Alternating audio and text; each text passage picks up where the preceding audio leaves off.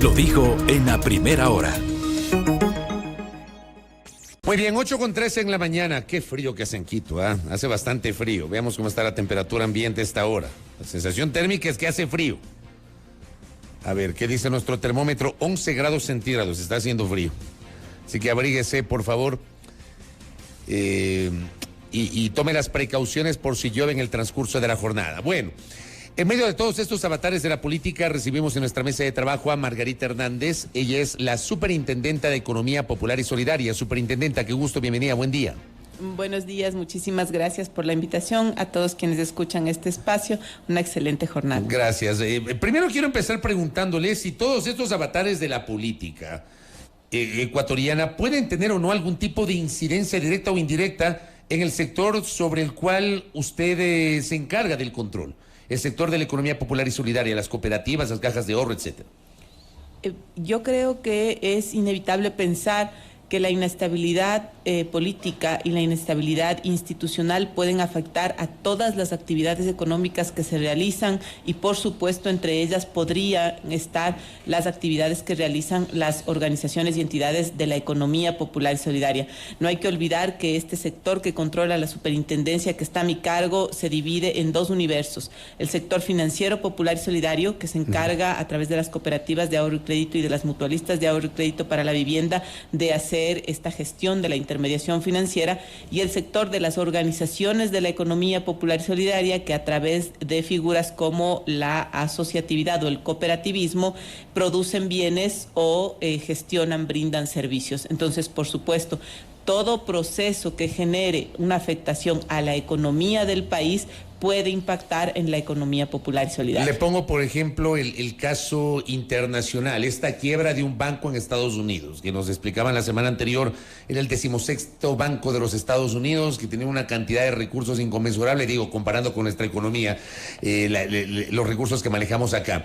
Le pregunté ayer al ministro de Economía y Finanzas si eventualmente esto podría generar alguna afectación. Él me hizo su comentario, pero le pregunto si ese tipo de situaciones podría provocar un coletazo, por ejemplo, en las cooperativas. Hay eventos internos y externos que podrían significar o tener algún efecto en el sector financiero popular y solidario en particular, o en el sistema financiero nacional en su conjunto. Sin embargo, yo considero que desde el punto de vista del cumplimiento normativo, las entidades que controla la Superintendencia de Economía Popular y Solidaria están fortalecidas.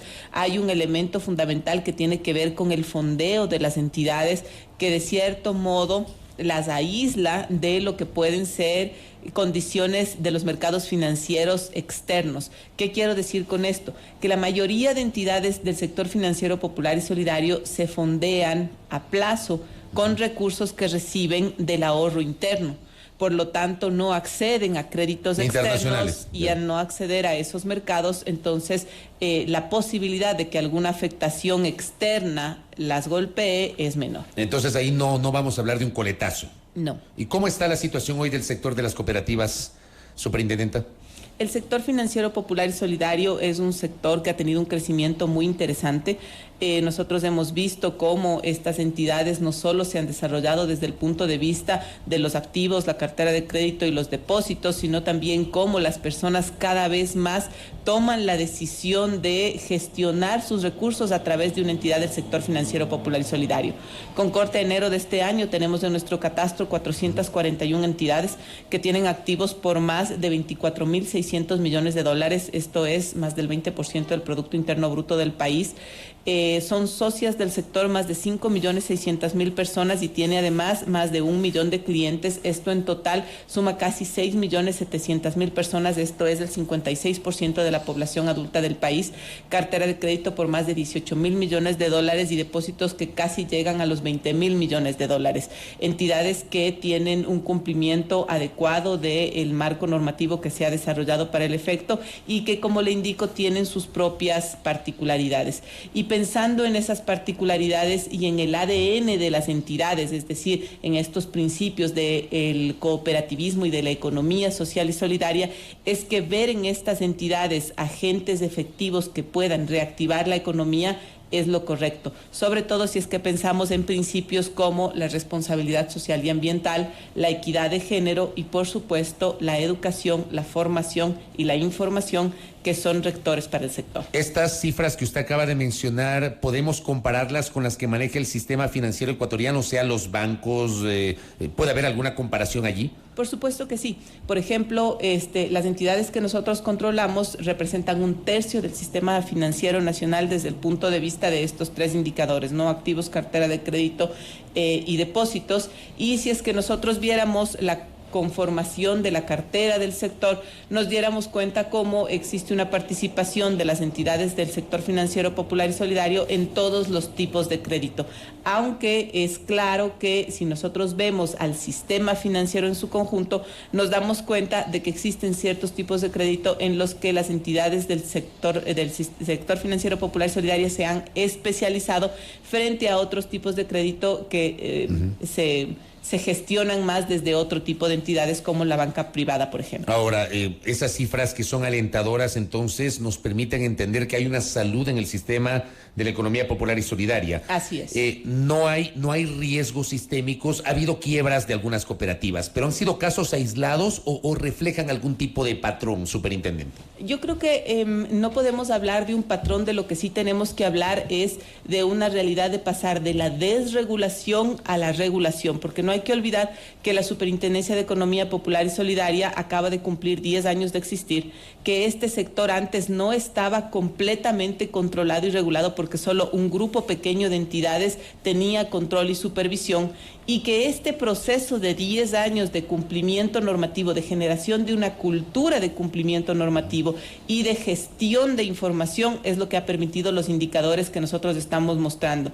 Lo que ha sucedido también es que en aplicación de la normativa legal vigente, algunas deficiencias, algunas debilidades que tenían las entidades antes de que exista la superintendencia, o algunas debilidades que se manifestaron en función de las necesidades de regular ciertos temas, determinaron que esas entidades entren en causal de liquidación. Y por supuesto, como es sano en cualquier sistema regulado, como lo es nuestro sistema financiero, el actor que no puede cumplir adecuadamente con la normativa debe retirarse. Usted la ocasión anterior que tuvo la gentileza de aceptar una entrevista con nosotros, usted generó una alerta en este espacio de unos recursos jurídicos que estaban pretendiendo beneficiar la reapertura de cooperativas que fueron cerradas. Finalmente, ¿qué pasó con eso? Seguimos en la misma situación, estamos esperando la resolución de la Corte Provincial respecto de la resolución definitiva de una de las acciones de protección. No hay que olvidar que en los 2 casos que tenemos vigentes en este momento, tenemos 3 acciones de protección sobre el mismo tema. Estamos esperando que una de ellas, la última respecto de una de las entidades, se resuelva en Corte Provincial, y en la otra el juez nos notifique con la resolución de la última acción de protección, y seguiremos gestionando lo que corresponda al amparo de la normativa legal vigente, porque ese es el mandato que tiene la entidad como institución pública, que es cumplir la Constitución y la ley y salvaguardar los derechos de los socios de las organizaciones. Aquí nos plantea una pregunta en la transmisión de este diálogo con la superintendenta Margarita Hernández. Yo no sé si usted puede contestar esta pregunta. Me dicen, ayer se discutió la ley de seguridad privada en la Asamblea. ¿Las organizaciones de economía popular y solidaria pueden asociarse y dedicarse a la seguridad privada? Preguntan. Yo fui gentilmente invitada por la mesa para esa discusión y participé de esta conversación. Efectivamente existe la preocupación respecto de lo que podría ser la participación de este tipo de organizaciones. Sin embargo, lo manifestamos tanto por escrito como ayer en la mesa. El artículo 1 de la Ley Orgánica de la Economía Popular y Solidaria con toda claridad establece que las organizaciones que pertenecen al sector pueden dedicarse a cualquier actividad siempre y cuando ésta sea lícita, y eso incluye brindar servicios como por ejemplo los de seguridad.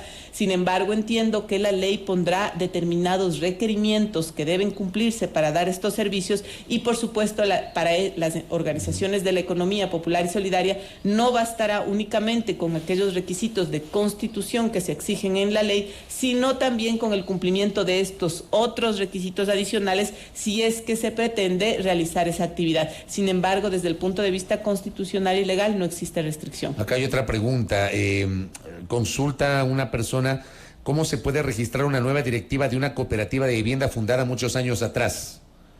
¿Tiene usted ese dato? El fundada muchos años atrás es algo que deberíamos entender. Y más bien yo le pediría a la persona que se sirva a ayudarnos presentando la consulta por uno de los canales que tenemos para el efecto. Tenemos nuestra página web www.ceps.gov.es. Ahí existe un catálogo de trámites en donde inclusive con videos se explican todos los trámites que hacemos, en donde está también el de registro de directivas. El proceso de registro de directivas se encuentra totalmente automatizado y lo que hay que requerir es una clave para poder acceder a ese sistema. Tenemos además un chat en línea, una línea telefónica en donde hay atención personalizada y atendemos consultas por escrito. Tenemos un buzón en el que recibimos este tipo de inquietudes a través de nuestra página web o de manera presencial en nuestras oficinas. Sin embargo, ¿por qué aclaro lo de fundada muchos años atrás? Porque existió un proceso mandado por la transitoria primera de la Ley Orgánica de la Economía Popular y Solidaria, que mandaba que las organizaciones que se crearon antes de la existencia de la superintendencia hagan una adecuación de estatutos para pasar al control de la superintendencia. Y si es que esa antes estaba bajo el control del Ministerio de Inclusión Económica y Social, o Ministerio de Bienestar Social, me parece que era antes. Así es, en una dirección que era la Dirección Nacional de Cooperativas. ¿Cómo no? Entonces, si no se hizo ese proceso, la ley no prevé otra figura a través de la cual esa organización pueda pasar a control de la CEPS fuera de los plazos que ya fenecieron para ese efecto, y lo que manda la norma es que esa entidad deba liquidarse. Correcto. Usted nos ha presentado hoy cifras de la buena salud financiera del sistema de la economía popular y solidaria, pero al mismo tiempo esto debería ir de la mano con la necesidad de que los ecuatorianos accedamos a una mejor educación financiera. Quiero que ustedes esta semana están empeñados en eso. Le han llamado la Semana del Dinero, me parece, superintendenta. ¿Cómo es esto? A ver, la OCDE trabaja a nivel mundial que en varias iniciativas, y una de esas es precisamente la Semana Mundial del Dinero, Global Money Week, que es una iniciativa que se gestiona precisamente para poder buscar un espacio en el que en todo el planeta se hable de educación financiera a los niños y a los jóvenes. Entonces, esta iniciativa de la Organización para la Cooperación y el Desarrollo Económico lo que busca es que todos pensemos en este espacio de tal manera que generemos conversación sobre educación financiera, pero enfocada hacia los niños y los jóvenes, en el entendido de que eso podrá abrir otras puertas hacia un futuro mejor para niños y jóvenes que ya no solo sean incluidos en el sistema financiero o tengan acceso a los servicios financieros, sino que además puedan tomar decisiones informadas. Y aquí es importante entender dos cosas. La primera, la Superintendencia de Economía Popular y Solidaria es coordinadora nacional de esta campaña desde hace 2 años. Este es nuestro tercer año y en realidad hemos logrado resultados que son muy interesantes, no solo para la superintendencia y para el sector controlado y nuestros aliados estratégicos en esta campaña, sino para el país. El año anterior la OCDE nos remitió un oficio felicitándonos por el compromiso del Ecuador con la educación financiera de niños y jóvenes, y eso es, por supuesto, gratificante. Esto no lo hacemos solo, tenemos varios aliados estratégicos, entidades públicas y privadas, entidades del sistema financiero nacional, del sector financiero popular y solidario que nos ayudan, y tenemos además 2 aliados que son no solo estratégicos, sino fundamentales para los fines que perseguimos, que son el Sparkasse Stiftung, que es una fundación alemana especializada en temas de educación financiera y que nos ayuda con las metodologías y los materiales para la capacitación, y por supuesto el Ministerio de Educación, que nos permite, además de los espacios que se generan a través de las organizaciones y entidades que nos apoyan en las campañas, nos permiten entrar con capacitadores a las unidades educativas para poder brindar esta capacitación a los niños, y además escuelas politécnicas, universidades e institutos superiores que nos permiten capacitar a los jóvenes. ¿Por qué a los niños y jóvenes? Porque cuando nosotros pensamos en adquirir de manera natural estas habilidades para poder interactuar con el sistema financiero, necesariamente tenemos que pensar en que estas habilidades, estas aptitudes se desarrollen en una edad temprana, antes de que hayan otras distorsiones o de que el niño o el joven tengan experiencias que dañen esta relación con el intermediario financiero. Un adulto que tiene un crédito que no puede pagar o que está sobreendeudado, un joven que accedió a una tarjeta de crédito y que luego, perjudicado por un mal manejo de la tarjeta de crédito, queda castigado y por lo tanto separado del acceso a otros servicios financieros, es en realidad una persona que perdió una oportunidad. Y por eso es que educar a los niños y los jóvenes es estratégico, más todavía si es que pensamos que la inclusión financiera es una enorme herramienta de desarrollo económico para los países. Es decir, que los niños, niñas y adolescentes desde corta edad aprendan el uso adecuado del dinero. No solo el uso adecuado del dinero, porque esta es la puerta, ¿cierto? Aprendan lo que, no vamos a explicarles lo que es la tabla de amortización de un crédito, pero que sepan que pueden acceder a un servicio financiero y lo que esto significa, que aprendan a ahorrar. Y una cosa fundamental que parece tan sencilla, pero en realidad es la base de todo esto, que aprendan a distinguir entre deseo y necesidad. Y desde esa distinción, entonces entiendan al dinero como algo que puede servir, por supuesto, para satisfacer deseos, pero también y sobre todo para cubrir necesidades y desde esa perspectiva darle valor al ahorro. Esto se desarrolla toda esta semana, ¿no? Así es, desde el día lunes 20 hasta el domingo 26. A nivel nacional, en las 24 provincias, tenemos capacitaciones y espacios en donde estas temáticas se van a desarrollar. Y además, la Superintendencia de Economía Popular y Solidaria ha creado una página web en la que están a disposición del público en general todos los instrumentos que se han desarrollado para la campaña, que es globalmoneyweek.ceps.gov.es. La información sobre esto también está a disposición del público en general en nuestras redes sociales y en nuestra página web y, por supuesto, en la de todas aquellas empresas, organizaciones y entidades que nos apoyan. Un par de preguntas finales para la superintendenta. Me escriben acá. Preguntan, ¿por qué se inscriben directivas con participación de terceros violentando la normativa? Es una pregunta que nos hace. A ver, la Ley Orgánica de la Economía Popular y Solidaria, al amparo de los principios del cooperativismo, establece con claridad que para ser directivo de una entidad, entiéndase miembro del Consejo de Administración o del Consejo de Vigilancia o de las juntas de administración y vigilancia, en el caso de las asociaciones, se debe ser socio. Como yo había explicado hace un momento, el sistema de registro de directivas es automatizado, por lo tanto, el sistema no admite el registro de una persona que no haya sido registrada previamente como socia. Esta coincidencia se da con datos como el número de cédula, así que el hecho de que esto suceda no sería factible con el sistema. Sin embargo, hay que aclarar una cosa. Quien tiene la facultad de aceptar como socias a las personas dentro de una organización de las que nosotros controlamos no es la superintendencia, sino los propios socios. Es la propia organización a través de su consejo de administración o quienes ellos deleguen para el efecto. Lo que hace la superintendencia al amparo de la ley es registrar.